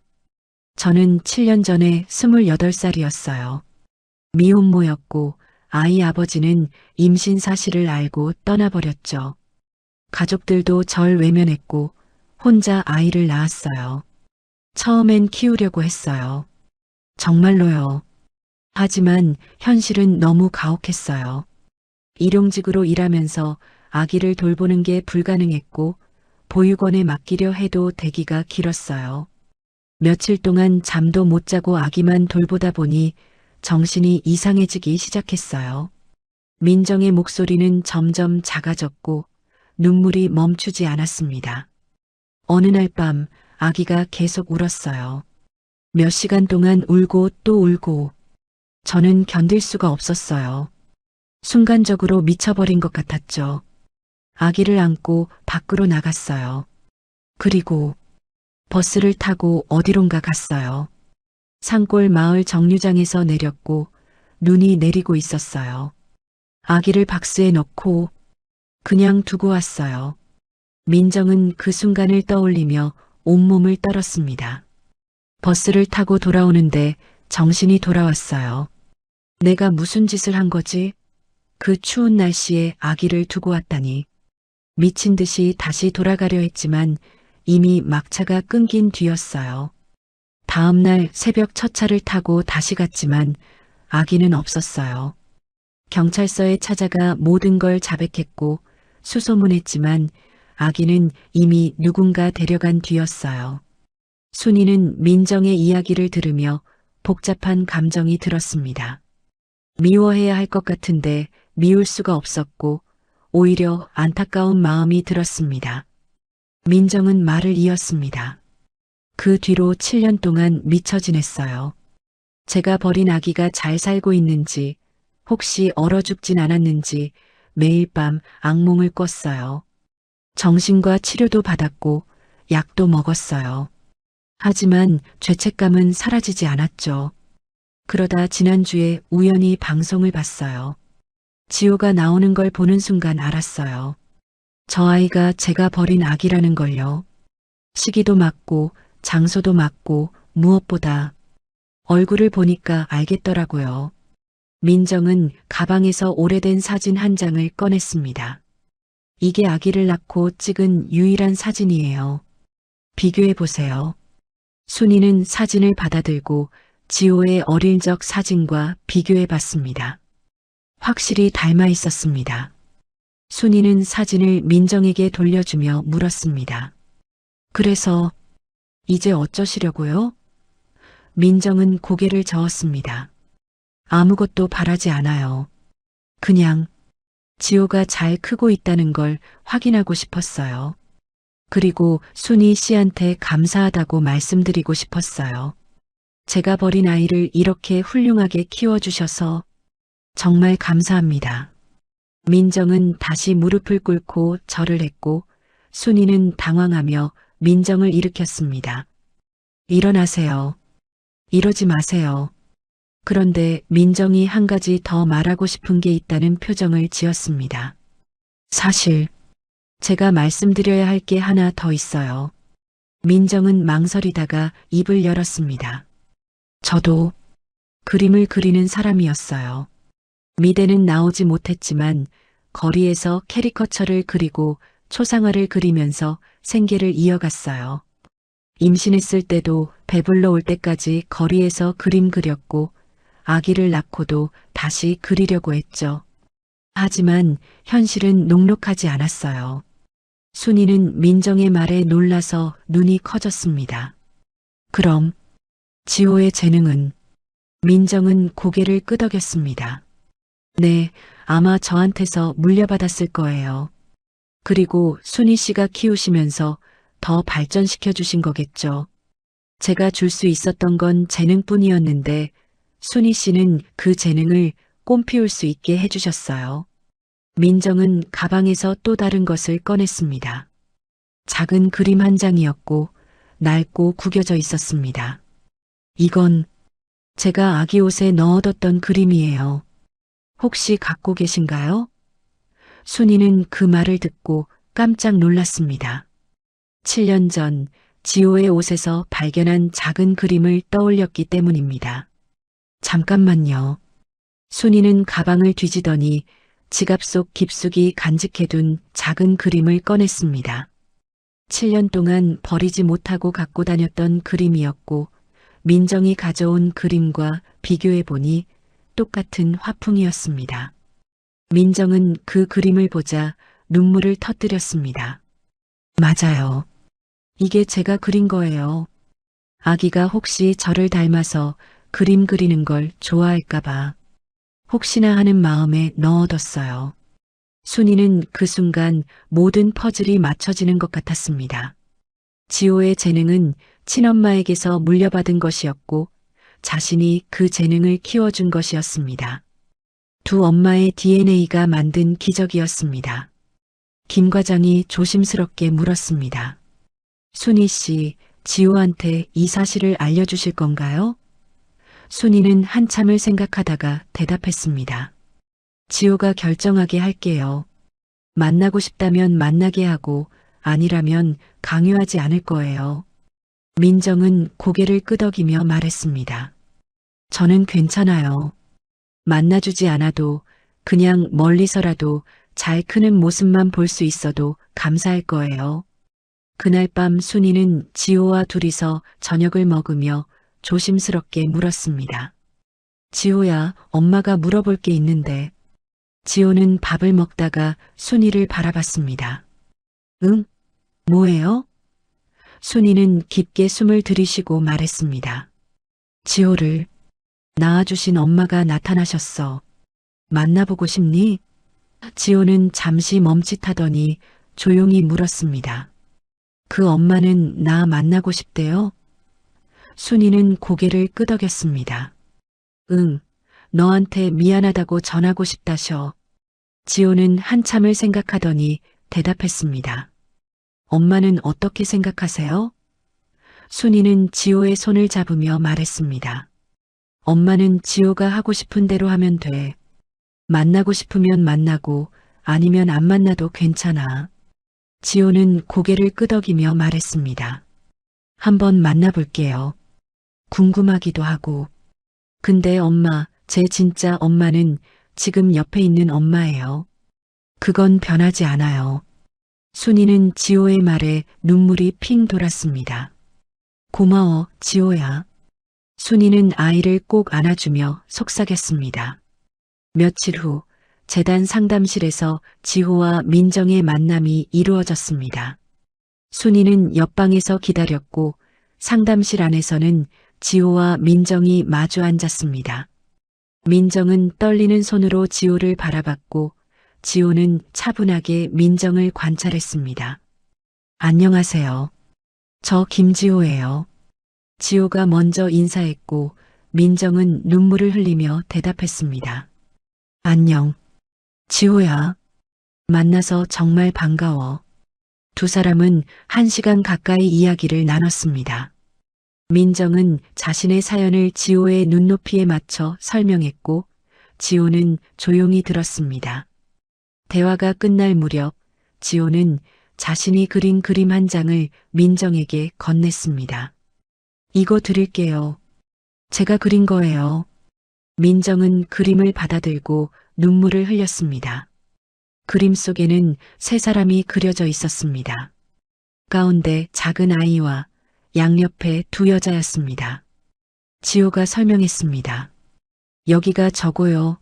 이쪽이 저를 키워주신 엄마, 이쪽이 저를 낳아주신 엄마예요. 둘 다 제 엄마예요. 민정은 그 말을 듣고 더 이상 참을 수 없어 오열했습니다.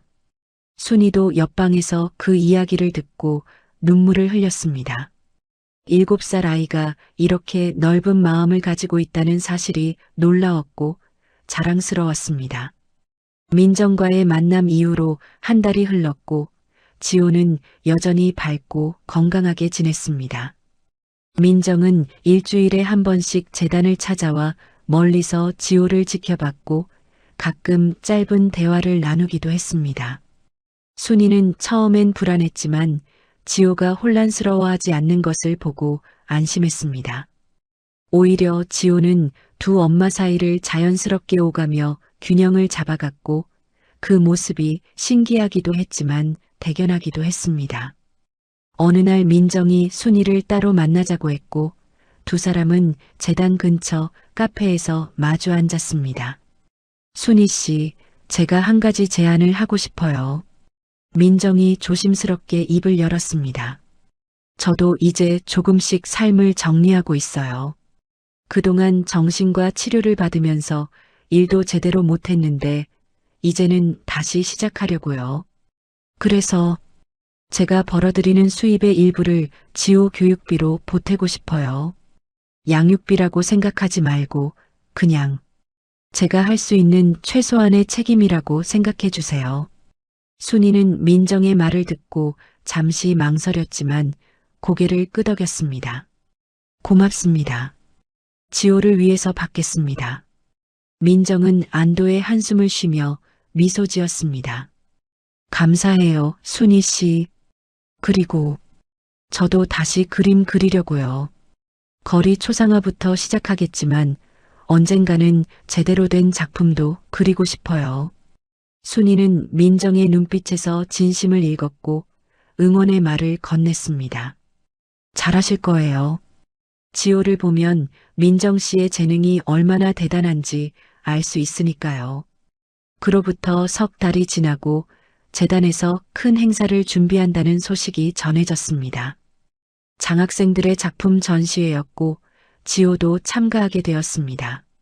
순이는 지호와 함께 전시회를 준비하며 바쁜 나날을 보냈고 순이 자신도 성인 반 작품을 출품하기로 했습니다. 20년 만에 다시 대중 앞에 자신의 작품을 선보이는 것이었고 떨리기도 했지만 설레기도 했습니다. 전시회 준비를 하던 어느 날 순이는 새벽까지 캔버스 앞에 앉아 있었습니다. 그리고 있는 그림은 7년 전 그 겨울날의 장면이었습니다. 눈 내리는 산길, 벤치 아래 버려진 박스, 그리고 그 안에 작은 생명을 안아 올리는 한 여인의 뒷모습이었습니다. 그림을 그리면서 순이는 그날의 감정을 또렷하게 떠올렸습니다. 두려움과 설렘, 불안과 희망이 뒤섞인 복잡한 감정이었고 그것을 캔버스에 담아내려 애썼습니다. 새벽녘이 되어서야 붓을 내려놓았고 완성된 그림을 보니 눈물이 났습니다. 이게 우리의 시작이었구나. 순이는 조용히 중얼거리며 그림을 바라봤습니다. 그날 아침 지호가 일어나서 순이의 그림을 보고는 한참을 말없이 서 있었습니다. 엄마, 이게 저예요? 지호가 물었고 순이는 고개를 끄덕였습니다. 응, 엄마가 너를 처음 만난 날이야. 지호는 그림을 보며 눈물을 글썽였습니다. 엄마, 고마워요. 저를 데려가줘서. 순이는 지호를 꼭 안아주며 말했습니다. 엄마가 더 고마워. 너 때문에 엄마 인생이 행복해졌어. 전시회 개막일이 다가왔고 마을 사람들도 서울까지 올라온다는 연락이 왔습니다. 박씨 할매를 비롯한 경로당 할머니들, 담임 선생님, 그리고 복지관 직원들까지 모두 전시회를 보러 온다고 했습니다. 순이는 그 소식을 듣고 감격스러웠습니다. 한때 자신을 무시하고 차별했던 사람들이 이제는 응원해주러 온다는 사실이 믿기지 않았기 때문입니다. 전시회 당일 갤러리에는 100여 명이 넘는 사람들이 모였습니다. 지호의 작품들이 전시된 코너에는 관람객들이 감탄하며 발걸음을 멈췄고 순이의 작품 앞에서는 사람들이 숙연한 표정으로 서 있었습니다. 특히 눈 속에 아기를 안아 올리는 그림 앞에는 많은 사람들이 몰렸고 눈물을 흘리는 사람들도 있었습니다. 박씨 할매는 그림을 보며 한참을 서 있다가 순이에게 다가왔습니다. 순이야, 이 그림 참 감동적이구나. 그날 내가 얼마나 떨렸을지, 얼마나 무서웠을지 이제야 알겠다. 박씨 할매의 눈에도 눈물이 고였고 순이는 할머니의 손을 잡았습니다. 할머니, 괜찮아요. 다 지나간 일이에요. 박씨 할매는 고개를 저었습니다. 아니야, 괜찮지 않아. 우리가 너한테 너무 못했어. 하지만 너는 우리의 무시와 차별 속에서도 지호를 훌륭하게 키워냈어. 정말 대단해. 다른 마을 사람들도 하나둘 다가와 순이에게 축하와 격려의 말을 건넸고 순이는 그 하나하나에 감사하며 인사했습니다. 전시회가 한창일 때 민정도 조용히 갤러리에 도착했습니다. 민정은 지호의 작품들을 하나하나 보며 감탄했고 순이의 작품 앞에서는 오랫동안 서 있었습니다. 눈 속에 아기를 안아 올리는 그림을 보며 민정은 눈물을 흘렸습니다. 제가 버린 아이를 이렇게 따뜻하게 안아주셨구나. 민정은 중얼거리며 그림을 바라봤습니다. 순이가 민정 옆으로 다가갔고 두 사람은 나란히 그림을 바라봤습니다. 민정 씨, 이건 끝이 아니라 시작이에요. 지호의 시작이기도 하고 저의 새로운 시작이기도 하고 민정 씨의 다시 시작이기도 해요. 순이의 말에 민정은 고개를 끄덕이며 미소 지었습니다. 네, 맞아요. 우리 모두의 시작이네요. 전시회가 끝나갈 무렵 지호가 무대 위로 올라가 짧은 소감을 발표했습니다. 저는 7살 김지호입니다. 오늘 제 그림을 봐주셔서 감사해요. 저는 2명의 엄마가 있어요. 한 분은 저를 낳아주신 엄마고 한 분은 저를 키워주신 엄마예요. 두 분 다 제게는 소중한 엄마고 두 분 덕분에 제가 그림을 그릴 수 있게 됐어요. 그리고 저를 응원해주신 마을분들, 선생님들, 모든 분들께 감사드려요. 저는 앞으로도 열심히 그림 그려서 많은 사람들에게 감동을 주는 화가가 되고 싶어요. 지호의 소감이 끝나자 장내에 우레와 같은 박수가 쏟아졌고 많은 사람들이 눈물을 흘렸습니다. 순이는 객석에서 지호를 바라보며 눈물을 참지 못했고 옆에 앉은 민정도 함께 울었습니다. 전시회가 완전히 끝나고 사람들이 하나둘 돌아간 후 순이와 지호 그리고 민정 세 사람은 갤러리 앞에 서 있었습니다. 저녁 노을이 지는 하늘을 바라보며 세 사람은 말없이 서 있었고 지호가 먼저 입을 열었습니다. 우리 사진 찍어요. 3명이서. 순이와 민정은 서로를 바라보며 미소 지었고 지나가던 사람에게 부탁해서 사진을 찍었습니다. 지호가 가운데 서고 양옆으로 순이와 민정이 섰습니다. 세 사람 모두 환하게 웃고 있었고 그 모습은 마치 한 가족처럼 보였습니다. 사진을 찍고 난 후 민정이 말했습니다. 저는 이제 돌아갈게요. 지호 잘 크고. 순이 씨 정말 고마워요. 민정은 두 사람에게 인사하고 떠났습니다. 순이와 지호는 손을 잡고 집으로 돌아가는 길을 걸었습니다. 서울의 거리는 여전히 붐볐지만 두 사람에게는 평온한 시간이었습니다. 엄마, 우리 행복하죠? 지호가 물었고 순이는 고개를 끄덕이며 대답했습니다. 그럼 너무 행복해. 지호가 있어서 엄마는 세상에서 제일 행복해. 지호는 순이의 손을 더 꽉 잡으며 말했습니다. 저도요, 엄마. 저도 엄마랑 있어서 제일 행복해요. 두 사람은 그렇게 손을 잡고 걸었고 석양빛이 두 사람의 뒷모습을 비추며 따뜻한 그림자를 만들었습니다. 그 모습은 마치 한 폭의 그림 같았고 지나가는 사람들이 돌아보며 미소 지을 정도였습니다. 그로부터 1년이 지났습니다. 지호는 재단에서 최우수 학생으로 선발되었고 국내외 여러 대회에서 상을 받았습니다. 순이는 개인전을 열었고 20년 만에 화단에 복귀했다는 소식이 미술계의 화제가 되었습니다. 민정도 꾸준히 그림을 그리며 조금씩 자리를 잡아갔고 가끔 세 사람은 함께 모여 그림을 그리기도 했습니다. 마을 사람들은 순이와 지호가 서울에서 잘 되고 있다는 소식을 들으며 자랑스러워했고 박씨 할매는 마을에 오는 사람들마다 지호 이야기를 자랑했습니다. 우리 마을에서 큰 화가 나왔어. 김지호 알지? 그애 어릴 때부터 내가 봐왔는데 범상치 않더라고. 사람들은 박씨 할매의 말에 웃으며 고개를 끄덕였습니다. 어느 봄날 순이와 지호는 마을을 다시 찾았습니다.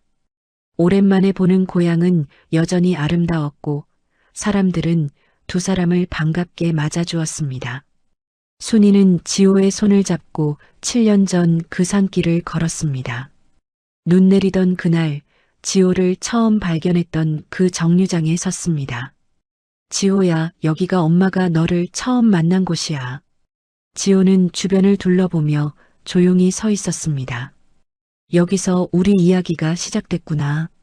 지호가 중얼거렸고 순이는 고개를 끄덕였습니다. 그래, 여기서 시작됐어. 그리고 앞으로도 우리 이야기는 계속될 거야. 두 사람은 그 자리에서 한참을 서 있었고 봄바람이 부드럽게 두 사람을 감싸 안았습니다. 집으로 돌아온 순이는 그날 밤 새로운 그림을 그리기 시작했습니다. 캔버스 위에는 봄날의 산길이 그려졌고 그 길 위를 걷는 두 사람의 뒷모습이 담겼습니다. 큰 사람과 작은 사람이 손을 잡고 걷는 모습은 평화롭고 행복해 보였습니다. 그림을 그리면서 순이는 생각했습니다. 인생은 때로 예상치 못한 방향으로 흘러가지만 그 속에서도 아름다운 순간들을 발견할 수 있다는 것을 말입니다. 7년 전 눈 속에서 발견한 작은 생명이 자신의 인생을 완전히 바꿔놓았고 그것이 얼마나 큰 축복이었는지 이제는 확실히 알 수 있었습니다. 때로는 버려진 것처럼 보이는 것들이 있지만 누군가의 사랑으로 가장 빛나는 것이 되기도 합니다. 진짜 가족은 피가 아니라 함께한 시간과 나눈 사랑이 만드는 것이었습니다. 순이는 붓을 내려놓고 완성된 그림을 바라봤습니다. 그리고 조용히 미소 지었습니다. 고마워, 지호야. 엄마한테 와줘서, 엄마 인생의 빛이 되어줘서. 순이는 그렇게 속삭이며 지호가 잠든 방으로 들어갔습니다. 지호는 곤히 잠들어 있었고 순이는 아이의 머리를 쓰다듬으며 이불을 덮어줬습니다. 창밖으로는 달빛이 비쳤고 그 빛이 두 사람을 따뜻하게 감싸 안았습니다. 순이는 창가에 서서 하늘을 올려다봤습니다. 별이 총총히 빛나고 있었고 그 별빛만큼이나 순이의 마음도 빛나고 있었습니다. 7년 전 그 추운 겨울날 눈 속에서 시작된 이야기는 이렇게 따뜻한 봄날로 이어졌고 앞으로도 계속될 것입니다. 순이와 지호의 이야기는 끝이 아니라 새로운 시작이었고 그 시작은 사랑으로 가득했습니다.